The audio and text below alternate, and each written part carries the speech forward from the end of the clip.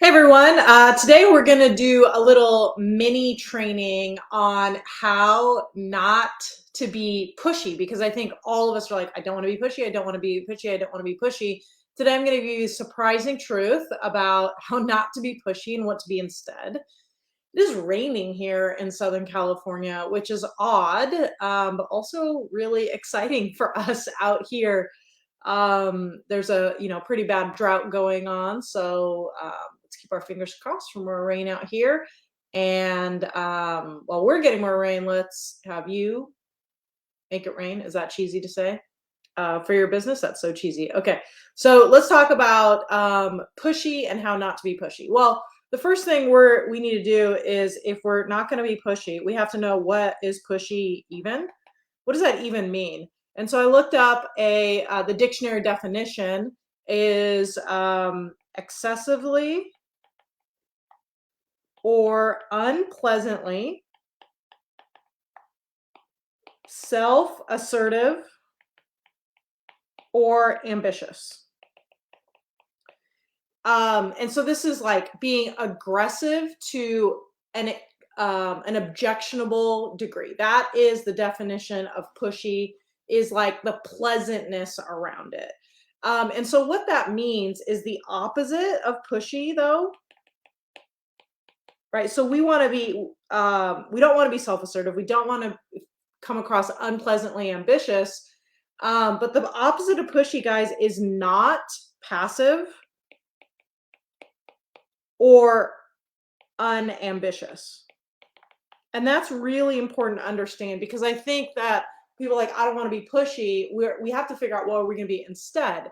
And so when we're like, I don't want to be pushy, then we just like go the opposite direction of, I'm going to be super passive, or I'm going to be unambitious. Like, I'm just going to let people come to me. But that is not the essence of business. The essence of business is to be a problem finder, not just sit around and wait for people to come to you. And no business is going to survive if you just sit around and wait for people. And so being passive and unambitious is not the solution, because what happens, and listen to me carefully, if you just try to not be pushy and you be passive, you will end up being passive aggressive. And being passive aggressive is not being a good human. If you are unambitious, you will not meet people where they are at. You're just going to sit over here on your ivory tower and wait for people to come up to you, right? There is no compassion in reaching out to people if you are unambitious. There's no effectiveness if you are unambitious. And so if you don't want to be pushy, the solution is not to be passive. It is not to be unambitious, because then you end up passive aggressive, or you end up unsuccessful and out of business, or distant, right? Like, that is not helpful. And so I think it's helpful to just really think about, if we want to be not pushy and we want to be effective, we want to be assertive. So what's the difference between being assertive and aggressive, right? That's what we're talking about. Assertive, when we're assertive, we're respectful for yourself and the other party. So we can still go out and do outreach. And I mean, this video itself, right? It is an assertive video. The goal is not that it is aggressive and disrespectful to you, but that it is respectful for me, right? What I'm doing, and it is also respectful for you. So that's the difference between assertive and aggressive. It's typically the same action, but it is a respectful action. So then the next question that we need to make sure that we understand is, what does it mean to be respectful in communication? And this is a side rant. This is why I am going to encourage you, stop using words like cold market or ghosting or other words that the industry might use to describe humans that are just not respectful. Think about, like, just this core value of all of my communication is going to be kind and gracious and respectful, right, while being assertive and effective. I think that's really, really important for our own mindset, so that every single day when we're working, we stay in this respectful mindset. And so if we want to be respectful, when I was thinking about what does respectful communication feel like, what does that look like? I jotted down a few thoughts. Curious what you guys think. Definitely, we don't want to use cold ghost, right? Like insults towards people. But I thought about transparency. I thought about consent. I thought about being direct. And I thought about empowerment. Right? Because if I respect you, I'm going to be very clear with what we're talking about. I'm going to engage you in that, right? I'm not just going to slam it down your throat. Um, I'm not going to beat around the bush either. I think that when you respect someone, you're more direct with them. Not blunt, not offensive, right? That's what we're looking at. We're just direct. We might just ask the question when we respect someone, and then we give them the power to do the decision. So if you want to, like on your phone, if you want to just take a like screenshot real quick of this, I'm gonna erase it here. If you're listening to the audio, I hope you've had a chance to like absorb some of this. So let's go ahead and clear that. So when we're talking to people and we want to be respectful, how do we go about doing that? Uh, Number one, right? And these are just the steps for communication. And the more you practice this, the more it becomes just a way of operating. Right? We want to be transparent. Acknowledge the awkward, right? Or tell them why. Right? If you're reaching out to someone, why are you reaching out to them? What's happening right there? Is it weird? Then just say, hey, this might be weird. I think that shows, right, signals respect. The second part, right, we want to ask for consent. Hey, do you mind? Can we talk about this for a minute? That way they can say yes or no. Now, what's really cool about the acknowledge the awkward, tell them why, is this really increases trust, right? They will, I'll just call it cover you. So if I say, hey, I haven't talked to you, I know I haven't talked to you in like 6 months, and it's kind of awkward that I reach out to you, but I was thinking about you today and wanted to run something by you.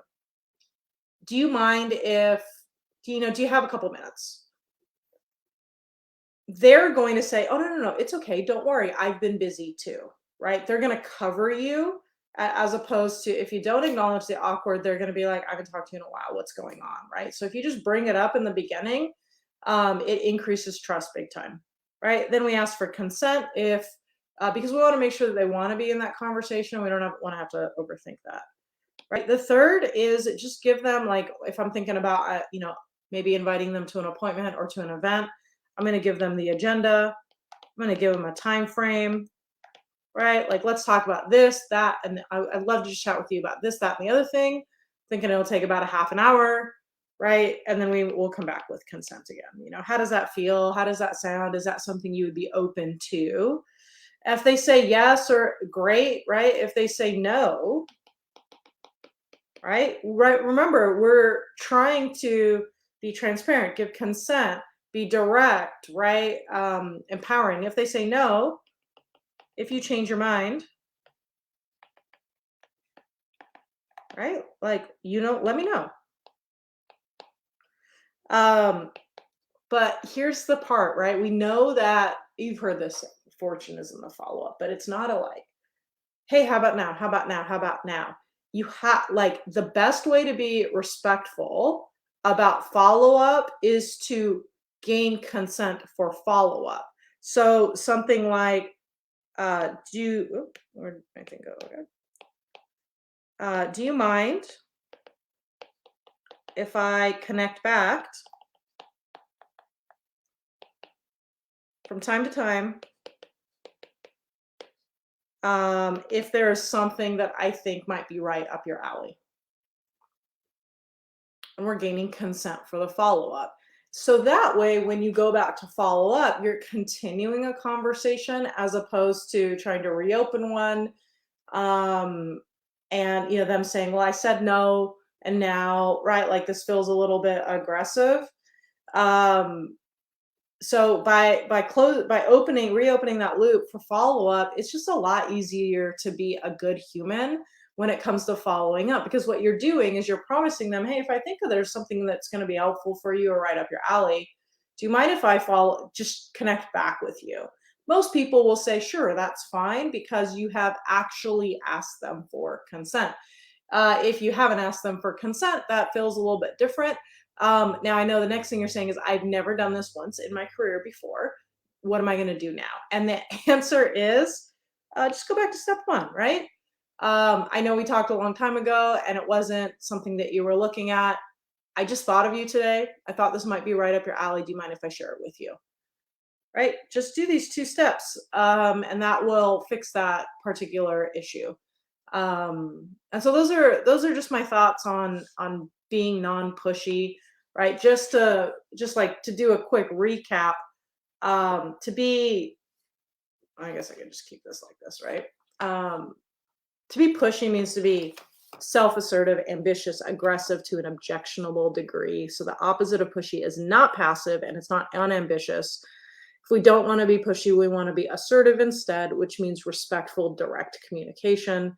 And the way to do respectful, direct communication is to acknowledge the awkward, tell them why, gain consent for a conversation, give them agendas, timeframes, ask consent again. That's going to be the best way to really show people that you do respect them and that you do care for them. And when we respect others, they respect us. When we respect us, others respect us too. And so I hope that there's something in this video or audio, if you're listening to audio, that was helpful for you. Let me know in the comments. And if you guys want the exact language on how to invite someone to an event or a one-on-one without being and avoid the awkwardness, then just go ahead and let me know in the comments and we'll get that over to you. And I hope you guys all have a great rest of your day. All right, bye.